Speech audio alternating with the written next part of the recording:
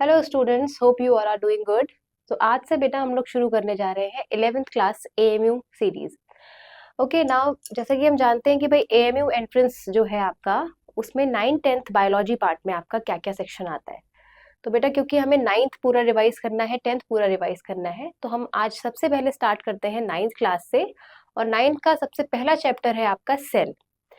तो सेल क्या है वो हमें पहले से पता है कि भाई ये आप बेसिक पढ़ते आ रहे हैं कि भाई बेसिक यूनिट ऑफ लाइफ।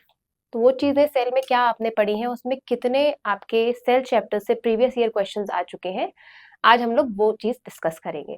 तो लेट्स स्टार्ट क्विकली। सेल। तो बेटा पहला क्वेश्चन जो आपके एएमयू मैथ 2024 में आया है वो है आपका, the cells of cork have the chemical called. Cork क्या होता है? कॉर्क में, कॉर्क के जो सेल्स होते हैं उसमें कौन सा केमिकल प्रेजेंट होता है? तो बेटा कॉर्क जो है आपका, कॉर्क वो सेल है जो सबसे पहले रॉबर्ट हुक ने आपका डेड सेल की डिस्कवरी की थी। जिस सेल में रॉबर्ट हुक ने आपकी डेड सेल की डिस्कवरी की थी वो कॉर्क सेल थे। और कॉर्क सेल जो है वो आपके प्रेजेंट किस में होते हैं, कहाँ पाए जाते हैं? वो है आपका ट्री बार्क। ठीक है, तो dead cell was first time discovered by the Robert Hooke in cork. ठीक है, तो आपसे क्वेश्चन पूछा गया है, cells of cork have the chemical called. वो कॉर्क सेल में कौन सा केमिकल प्रेजेंट होता है? ऑप्शंस आपको दिए गए हैं, क्यूटिन, सुब्रिन, वैक्स और लिग्निन। मोस्ट कॉमन एग्जांपल है क्या, कौन सा मेजर आपका केमिकल है जो प्रेजेंट होता है? इसका आंसर क्या है आपका? स्यूब्रिन। ठीक है, तो ये आपका पहला क्वेश्चन जो पूछा गया था आपके लास्ट ईयर 24 में, इसका आंसर है आपका स्यूब्रिन। Next next question, question number 3, the term protoplasm was coined by. अब ये प्रोटोप्लाज्म क्या है बेटा? सेल जो होता है पूरा का पूरा, अगर हम सेल के स्ट्रक्चर की बात करें, अगर आप जनरल स्ट्रक्चर सेल का देखते हो तो सेल की मेम्ब्रेन हो गई, आप मेम्ब्रेन जिसको आप प्लाज्मा मेम्ब्रेन बोल देते हो। अंदर आते हो, सेल का साइटोप्लाज्म हो गया ये। और सेल के साइटोप्लाज्म में ही आपका एक ब्रेन ऑफ द सेल, जिसको आप न्यूक्लियस बोलते हो, वो प्रेजेंट होता है। अब जहां न्यूक्लियस साइटोप्लाज्म, मतलब ये चीज क्या है पूरी की पूरी, ये सेक्शन क्या है? तो ये होता है बेटा आपका प्रोटोप्लाज्म। मतलब आपका साइटोप्लाज्म भी आ रहा है उसमें और न्यूक्लियस भी आ रहा है। तो कंप्लीट जो फ्लूइड जो होता है फिल भरा हुआ, वो आपका प्रोटोप्लाज्म होता है। तो यहाँ पे आपसे पूछा जा रहा है, the term protoplasm was coined bye. Protoplasm term किसने दी थी? Robert brown, Robert Hooke, Leeuwenhoek या पुरकिंजे? किसने दिया था? ये नाम आप पहले सुन चुके हैं, रॉबर्ट ब्राउन। सबसे पहले रॉबर्ट ब्राउन वो थे जिन्होंने डेड सेल की डिस्कवरी की थी। सॉरी, रॉबर्ट ब्राउन वो थे जिन्होंने न्यूक्लियस की डिस्कवरी की थी। सबसे पहले जो न्यूक्लियस था वो रॉबर्ट ब्राउन ने, जो आपका ब्रेन ऑफ द सेल है वो आपका रॉबर्ट ब्राउन ने डिस्कवर किया था। रॉबर्ट हुक, इन्होंने डेड सेल की डिस्कवरी की। ठीक है, ल्यूवेनहॉक ये आए, इन्होंने लाइव सेल को बता दिया, एक लिविंग सेल। लाइव सेल कहाँ पाया जाता है? पॉन्ड वाटर में उन्होंने लाइव सेल की डिस्कवरी की। लास्ट आपके क्या है? पुरकिंजे। पुरकिंजे वो साइंटिस्ट हैं जिन्होंने प्रोटोप्लाज्म को डिस्कवर किया था। तो इसका आंसर जो कि आपका एएमयू 2022 में पूछा गया है, the term protoplasm was coined by Robert brown, nucleus ये नहीं होंगे, रॉबर्ट हुक डेड सेल ये भी नहीं होंगे, ल्यूवेनहॉक लाइव सेल ये भी नहीं होगा। आपका लास्ट ऑप्शन बचा, दैट इज पुरकिंजे। तो पुरकिंजे वो हैं जिन्होंने सबसे पहले प्रोटोप्लाज्म को डिस्कवर किया था। नेक्स्ट,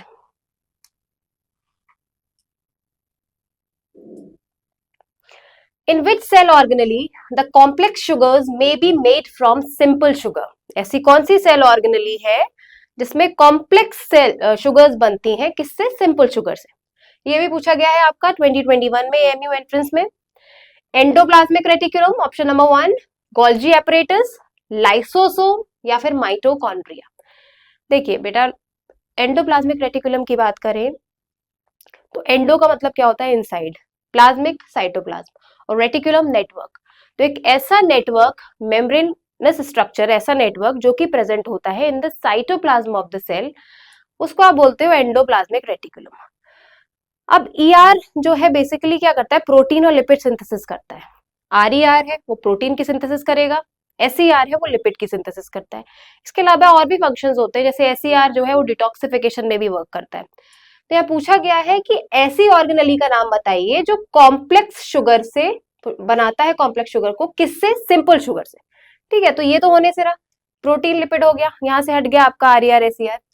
गोल्जी एपरेटस, ये गोल्जी एपरेटस जो है ये स्टोरिंग और पैकेजिंग का काम करता है, मतलब पैकेजिंग ऑफ मटेरियल का काम आपका गोल्जी करता है। इसके अलावा और भी मेजर फंक्शंस होते हैं गोल्जी एपरेटस के। तो गोल्जी एपरेटस जो है आपका, इसका एक मेजर फंक्शन बेटा ये भी होता है कि ये सारी की सारी जितनी भी कॉम्प्लेक्स शुगर्स होती हैं वो बनाता है सिंपल शुगर से, एक मेजर फंक्शन में आता है आपका गोल्जी का। लाइसोसोम सुसाइडल बैग्स है और mitochondria power house of the cell है। तो यहाँ पे जो आपका आंसर है इस क्वेश्चन का दैट इज गोल्जी एपरेटस। ये वो सेल ऑर्गेनेली है जो कॉम्प्लेक्स शुगर बनाती है किससे? सिंपल शुगर से। तो ये क्वेश्चन जो आपका पूछा गया है, in which cell organelle the complex sugars may be made from the simple sugar, your answer is Golgi apparatus. Okay, next question 2020 में आया है आपका AMU entrance. Which one of the following cell organelle helps to keep the cell clean by digesting any foreign material? ऐसी कौन सी cell organelle है जो cleaner of the cell है? It's very simple, lysosome suicidal bags जिनको बोलते हैं, क्योंकि उसमें आपके बेटा डाइजेस्टिव एंजाइम जिसको हाइड्रोलिटिक एंजाइम्स बोलते हैं वो प्रेजेंट होते हैं। तो द आंसर इज लाइसोसोम। आगे आपका power house of the cell दिया हुआ है, किचन ऑफ द सेल दिया हुआ है, और ल्यूकोप्लास्ट, ल्यूकोप्लास्ट कलरलेस प्लास्टिड होता है, तो इसका कोई मतलब नहीं बनता, ये कोई क्लीनर नहीं है इनमें से, इन तीनों में से कोई भी क्लीनर ऑफ द सेल नहीं है। तो your answer is lysosome. Next, the absorption of water due to the expenditure of energy is called. ये आपका एंट्रेंस में आया है 2019 में। The absorption of water due to the expenditure of energy, ये क्वेश्चन जो है बेटा वो ट्रांसपोर्ट अक्रॉस द मेम्ब्रेन का है। ट्रांसपोर्टेशन का प्रोसेस आपने पढ़ा होगा, कैसे ट्रांसपोर्टेशन होता है अक्रॉस द प्लाज्मा मेम्ब्रेन। तो यहाँ पे पूछा गया है ऐसा ट्रांसपोर्टेशन प्रोसेस बताइए जो with the expenditure of energy होता है। एक्सपेंडिचर ऑफ एनर्जी का मतलब है यहाँ पे जिसमें एटीपी की रिक्वायरमेंट होती है। ठीक है, ऑप्शंस हैं आपके active absorption, passive absorption, osmotic absorption, all of these. देखिए ऑल ऑफ दीज तो हो नहीं सकता, ये तो आप बिल्कुल ही कट कर दीजिए। क्वेश्चन सॉल्व करने से पहले बेटा देखा करिए कि जो आपको 4 ऑप्शंस मिले हैं बाकी के ऑप्शन क्या बता रहे हैं। अगर आप सपोज आपको कोई लग भी रहा है 4 में से एक ही होगा, वो हमें पता है भाई, बट बाकी के आपने ऑप्शंस कहाँ पढ़े हैं? पैसिव एब्जॉर्प्शन और ऑस्मोटिक एब्जॉर्प्शन। अब एक्टिव पैसिव नाम से भैया सिमिलैरिटी तो है नहीं, अलग अलग डायरेक्शन में जा रहे हैं एक्टिव पैसिव, तो है ना, इंग्लिश में भी हम पढ़ते हैं एक्टिव पैसिव। तो ये एक्टिव पैसिव जब एक नहीं हो सकते तो ऑल ऑफ दीज तो हो नहीं सकता इसका आंसर, तो ऑल ऑफ दीज तो आपका कट गया। ठीक है, अब एक्टिव और पैसिव, बेटा पैसिव ट्रांसपोर्टेशन में क्या होता है, हमें एनर्जी की रिक्वायरमेंट नहीं होती है। ये ऐसा ट्रांसपोर्टेशन का प्रोसेस है जो without the expenditure of energy transportation होता रहता है, मतलब एटीपी की आपको कोई रिक्वायरमेंट नहीं है। क्वेश्चन आपसे पूछा गया है the absorption of water due to expenditure of energy, due to expenditure of energy मतलब यहाँ पर एनर्जी लग रही है, तो पैसिव में तो लग नहीं रही, तो इसका मतलब पैसिव भी नहीं होगा। पैसिव एब्जॉर्प्शन में क्योंकि एनर्जी की रिक्वायरमेंट ही नहीं होती है, तो एनर्जी का मतलब ही नहीं है कोई एनर्जी यूज हो आपकी, तो एनर्जी पैसिव एब्जॉर्प्शन आपका गलत हो गया, ऑल ऑफ दीज आपका अलग हो गया। बचे आपके दो एक्टिव और ऑस्मोटिक। ऑस्मोटिक एब्जॉर्प्शन क्या है? ये ऑस्मोटिक या ऑस्मोसिस जो आप पढ़ते हो ना वो आपके पैसिव का एक टाइप है। अगर आप जब पैसिव ट्रांसपोर्टेशन पढ़ते हैं अक्रॉस द सेल मेम्ब्रेन, उसके बेटा 3 मेजर टाइप्स आप पढ़ते हो, osmosis, diffusion and facilitated diffusion. तो ये जो फंक्शन होते हैं इसमें कोई एनर्जी का रिक्वायरमेंट नहीं होता, ना आपके ऑस्मोसिस में, ना आपके डिफ्यूजन में, ना आपके फैसिलिटेटेड डिफ्यूजन में। तो ये है type of passive transportation. Active transportation में आप क्या क्या चीजें पढ़ते हो? सोडियम पोटेशियम पंप हो गया, आपका एंडोसाइटोसिस हो गई, एक्सोसाइटोसिस हो गई, ये जो प्रोसेस है ये with the expenditure of energy होते हैं। तो यहाँ पर आंसर क्या होगा आपका? Active absorption. एक्टिव ट्रांसपोर्टेशन में आपका, एक्टिव एब्जॉर्प्शन में आपका एनर्जी का रिक्वायरमेंट होता है, विदाउट एनर्जी ये प्रोसेस नहीं हो सकता। तो the absorption of water due to the expenditure of energy is called active absorption. Okay, clear? Next, the cell arises from pre-existing cells was proposed by AMU 19 का question है आपका, कि cell जो है वो पुराने सेल से ही आते हैं, ये बात किसने कही थी? Robert Hooke, Robert Brown, Purkinje, Virchow. Robert Hooke मैं पहले ही बता चुकी हूँ, डेड सेल की डिस्कवरी की थी। रॉबर्ट ब्राउन ने न्यूक्लियस की डिस्कवरी की थी। पुरकिंजे हम अभी पढ़ा है हमने, प्रोटोप्लाज्म, इन्होंने किया था। तो ये तीन तो हो नहीं सकते। बचा आपका एक रुडोल्फ वर्चो। तो रुडोल्फ वर्चो ने आपका क्या किया था? ये बोला था, मॉडिफिकेशन किया था सेल थ्योरी का, that all the cell arises from the pre existing cell. Okay, next, the materials such as starch, oils and proteins granule are stored in which of the cell organelle? ये पूछा गया है, जो material है आपके starch, oil और protein, ये कौन सी सेल ऑर्गेनली में स्टोर होते हैं? आपके ऑप्शंस है mitochondria, lysosome, leucoplast, chromoplast. Power house of the cell है, स्टोरेज का काम तो है नहीं इसका। लाइसोसोम सुसाइडल बैग्स है, ठीक है, क्लीनर ऑफ द सेल है। ल्यूकोप्लास्ट, बेटा ल्यूकोप्लास्ट जो है आपका वो एक कलरलेस प्लास्टिड है, ठीक है। क्रोमोप्लास्ट आपका कलर्ड प्लास्टिड है, जो कि क्लोरोप्लास्ट इसका एग्जाम्पल है, ये फोटोसिंथेसिस में पार्टिसिपेट करता है। बचा क्या आपका? ल्यूकोप्लास्ट। तो ल्यूकोप्लास्ट वो सेल ऑर्गेनली है जिसमें आपके स्टार्च, ऑयल एंड प्रोटीन जो है वो स्टोर होते हैं। तो क्वेश्चन का आंसर जो होगा वो आपका ल्यूकोप्लास्ट होगा, जो 2018 एएमयू एंट्रेंस में पूछा गया है। तो the answer will be leucoplast. Cells were first discovered by, very easy, सबसे इजी क्वेश्चन है आपके इस पूरे सेल चैप्टर का कि सेल की डिस्कवरी किसने की। ये क्वेश्चन आपका 15 में पूछा गया था। रॉबर्ट हुक, श्लेडन, शॉन, वर्चो, इन तीनों का नाम आप पढ़ चुके हैं किसमें? सेल थ्योरी में, ठीक है। सेल थ्योरी में आप इन तीनों को पढ़ चुके हो, श्लेडन को भी, शॉन को भी और रुडोल्फ वर्चो को भी। बचा क्या इसमें आपका? रॉबर्ट हुक, जिन्होंने पहली बार डेड सेल की डिस्कवरी की थी। तो the answer is Robert Hooke discovered the cell, ठीक है, रॉबर्ट हुक ने आपका सेल की डिस्कवरी की थी। Next, which of the following can not multiply outside the living cell? इनमें से कौन सा लिविंग सेल के बाहर मल्टीप्लीकेशन नहीं कर सकता? वेरी इजी, वायरसेस है। कोविड के टाइम में हमें पता था कि भाई जब लाइव हम में घुसा तब उसका मल्टीप्लीकेशन शुरू हुआ। जो डेथ हुई थी आपके कोविड के टाइम में, उसे वायरस की वजह से हुई थी। तो वायरस की बेटा एक मेजर प्रॉपर्टी होती है कि उसको एक लाइव लिविंग होस्ट की जरूरत होती है। तो द आंसर इज वायरसेस, ठीक है। बाकी को आपको देखना ही नहीं है, बैक्टीरिया, प्रोटोजोआ, फंजाई, सब अलग चीजें। वायरस है आपका जो कि मल्टीप्लाई नहीं कर सकता अगर उसको कोई भी लाइव होस्ट नहीं मिलेगा, ठीक है। Next, which one of the following is called the suicide bag of the cell? पहले भी मैं बहुत बार बोल चुकी हूँ, जो आपकी सेल ऑर्गेनली आई थी, लाइसोसोम, जो क्लीनर ऑफ द सेल होता है। सुसाइडल बैग क्यों बोला गया है इनको बेटा? क्योंकि क्या करते हैं, अगर कोई सेल डैमेज हो तो ये आगे की प्रोसीडिंग्स ना करे, भाई आगे की पूरे सेल को खराब ना करे, तो अपने आप को ही किल कर देता है। सेल्फ किल करने की प्रॉपर्टी होती है उसके अंदर, ठीक है, क्योंकि उसमें आपके एंजाइम्स प्रेजेंट होते हैं।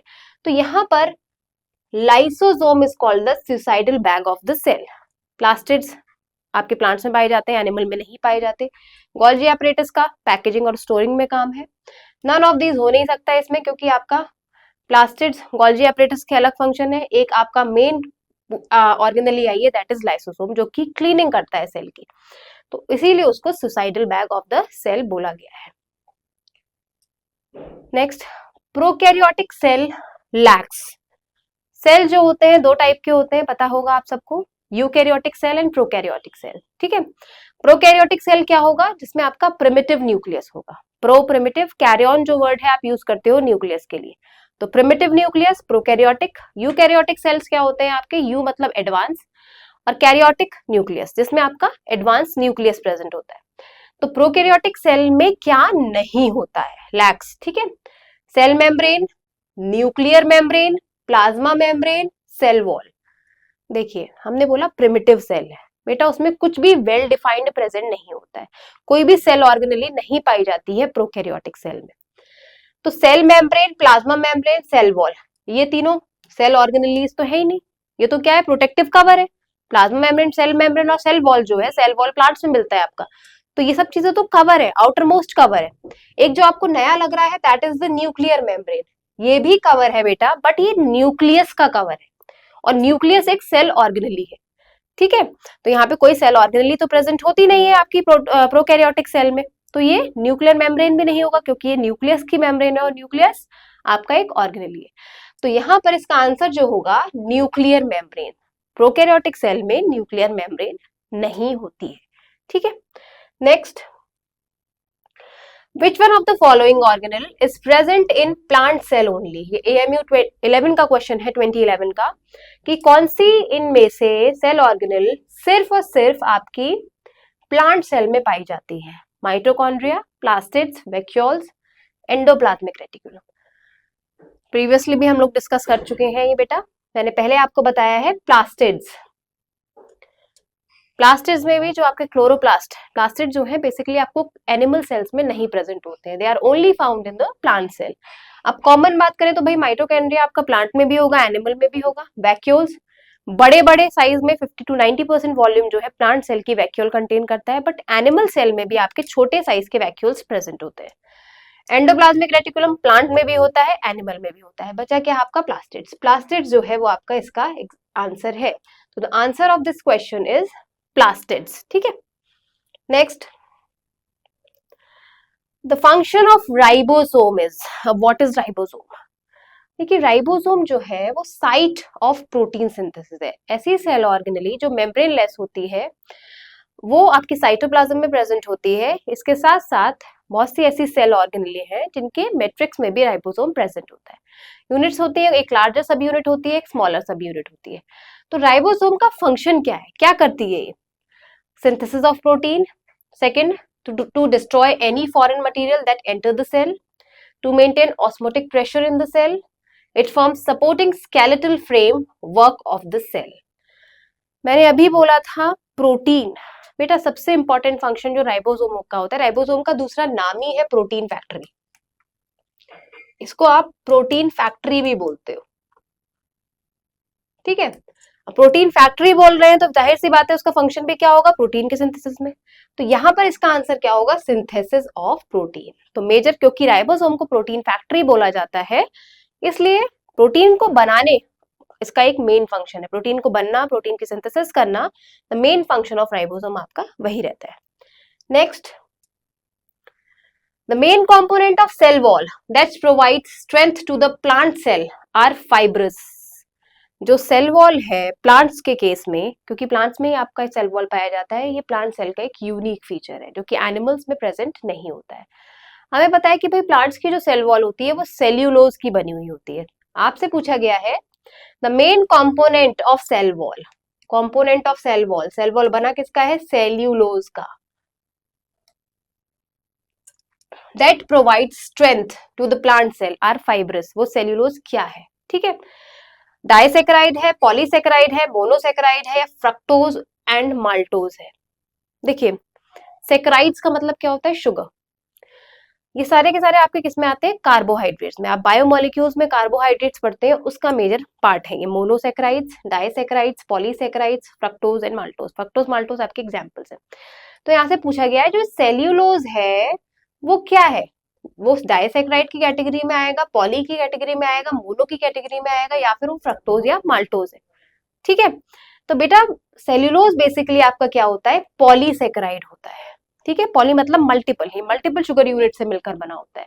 तो इसलिए जो आपका कंपोनेंट होता है सेल वॉल का, दैट इज सेल्यूलोज, वो पॉलीसेक्राइड की क्लास में आता है। ठीक है।